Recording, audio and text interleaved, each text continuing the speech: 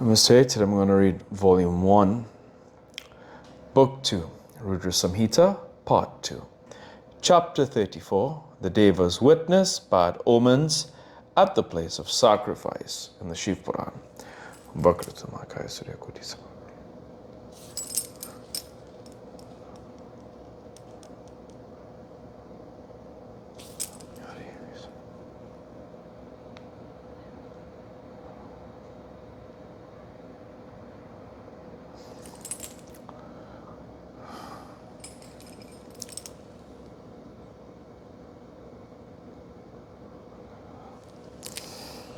Hari Om Tat Sat.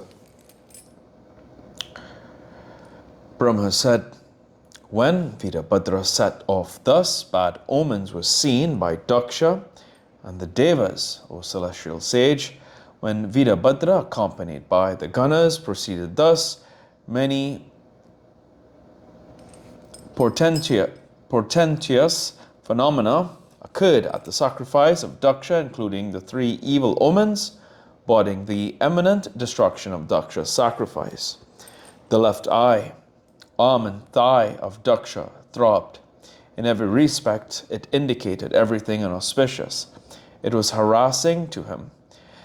There was an earthquake at the site of sacrifice. Daksha observed the mysterious phenomena of stars at noon.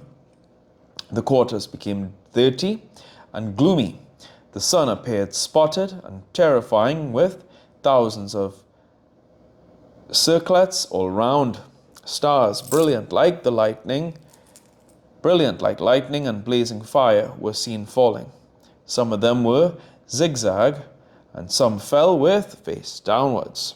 Thousands of vultures hovered above, touching Daksha's head. Shadows of these darkened the sacrificial platform. Jackals howled in the surroundings of the sacrifice ground. The evil star, Nitraka, and meteors seemed to fall like white scorpions. Rough winds raising a lot of dust blew there. Locusts and moths were tossed about by whirlwinds.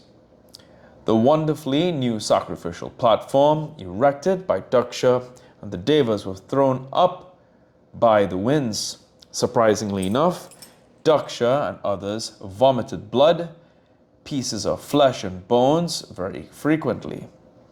They became unsteady and tremulous like lamps blown by wind. They felt miserable, as if struck with the sharp edges of weapons. The eyes of Daksha and others sometimes resemble the fading lotuses of the summer. Sometimes they resemble the flowers in forest with dews trickling from them. Sometimes they seemed like lotuses at night, and sometimes like kumuda flowers in the forenoon. The deities seemed to shower blood. The quarters became enveloped in darkness. There was a peculiar blaze everywhere, terrifying all. O sage, Devas and others saw such evil portents as these. Vishnu and others were struck with great fear. Ha! We are doomed. Saying thus, they fell unconscious on the ground, like trees on the edges of rivers when felled by the force of the current. Fallen on the ground, they remained motionless like cruel serpents, struck dead. Sometimes those fallen bounced up like balls. Then, due to extreme distress, they cried like twittering sparrows. Their groans and their voices got confusingly mingled with each other. Everyone, including Vishnu, had their power blunted and impeded. They rolled and dashed against one another like tortoises. In the meantime, a disembodied voice arose there within the hearing of the Devas, and that of Daksha particularly. The ethereal voice said, "Fie upon your life now, O Daksha. You are evil-minded and excessively foolish. Great misery caused by Shiva will inevitably befall you. Certainly great misery will befall those foolish devas and others who are here crying out, ha, ha. Brahma said, on hearing that voice of the sky and seeing those ill omens, Daksha was terribly afraid. The others, devas, etc., too, followed suit.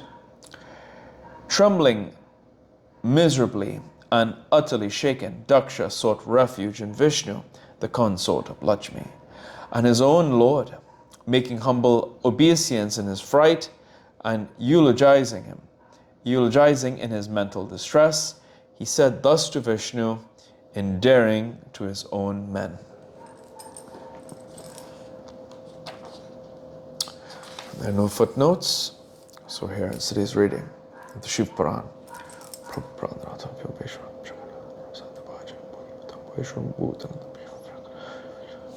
Om.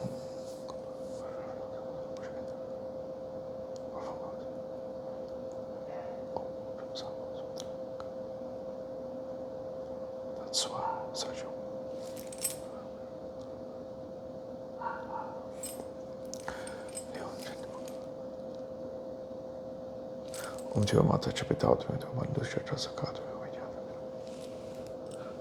Om Hari Om Tat Sat.